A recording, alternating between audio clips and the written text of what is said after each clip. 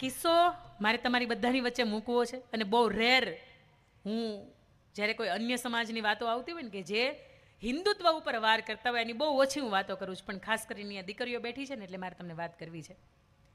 એ દીકરીને મોબાઈલ આપી દીધો, દીકરી ડૉક્ટરનું ભણે, ફાર્માસ્યુટિકલની અંદર B.Pharm કરે, 3જું વર્ષ, અને સામેથી કદાચ કોઈ નામ બદલીને એને મેસેજ કરે હાય બ્યુટીફુલ, અને સરસ મજાનો કોઈ ફોટો મૂક્યો ને એની ઉપર લખ્યું બહુ સુંદર લાગે છે, અને એની ઉપર એકાદી બે શાયરી મારી એણે. અને એ સમયમાં દીકરીનો સાવ નવરાશવાળો, ત્યારે રાતનો સમય, હાથની અંદર ફોન, ને એને એવું થયું કે થેન્ક યુ તો કહું. તરત દીકરી એવું કીધું કે થેન્ક યુ સો મચ. એટલે તરત સામેવાળા એવું કીધું કે આપ ક્યાંથી? હું વડોદરાથી. આપ શું કરો છો?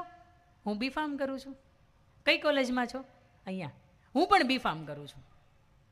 મને પણ ડૉક્ટરનું પાત્ર છે ને એને હું શોધી રહ્યો છું. બરોબર છે, મારા પપ્પા જોણ બાબતનું નક્કી કરે જ છે, એટલે બેની વચ્ચે મિત્રતા થઈ.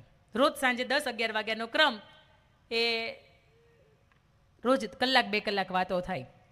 છોકરો એની જ્ઞાતિ છુપાવે છે, છોકરી જેટલું છે ને એટલું બધું સાચું કહી દે. એને કયો કલર ગમે, ક્યાં જવું ગમે, એટલે છોકરો છે ને બીજા દિવસે એ કલરની કંઈક વસ્તુ લે અને આ દીકરીને એવું કે મેં તને તારી કોલેજની બહાર તારા વોચમેન છે ને એને આપી છે, તારા માટે એક નાનકડી હું ગિફ્ટ મોકલાવું છું.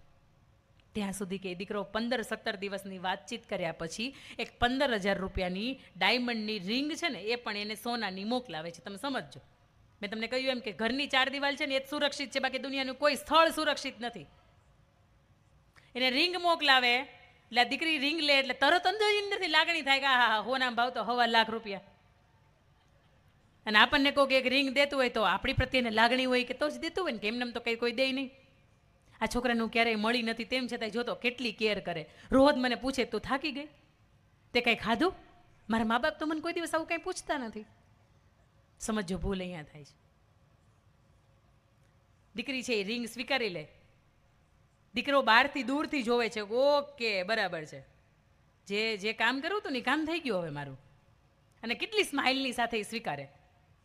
એ સ્વીકાર્યા પછી જેવું એ ખોલતી હોય ને એટલે તરત જ પેલો એને ફોન કરે. નંબર તો એક્સચેન્જ થઈ ગયો હતો ત્યાં સુધીમાં, કે તું થોડીક વાર ખમી જા, આજે આપણે કોફી શોપ પર પહેલી વખત મળીએ છીએ અને હું ઈચ્છું છું કે મારી રિંગ છે ને મેં તને આપી છે ને તે હું મારી જાતે પહેરાવું. એટલે દીકરીને તો એમ થાય કે ઓહો દિલ ગાર્ડન ગાર્ડન.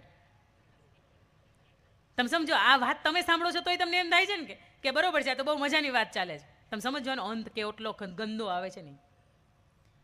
એ 15,000ની કિંમતની અંદર એ દીકરીનું, મેં તમને કહ્યું એમ કે આ 10 રૂપિયાની હતી ને પહેલી 100 રૂપિયાની હતી, અને કોઈક એક્સચેન્જ કરવા આવ્યું, દીકરીની કિંમત કરોડોની અંદર હતી, કારણ કે એ ચરિત્રવાન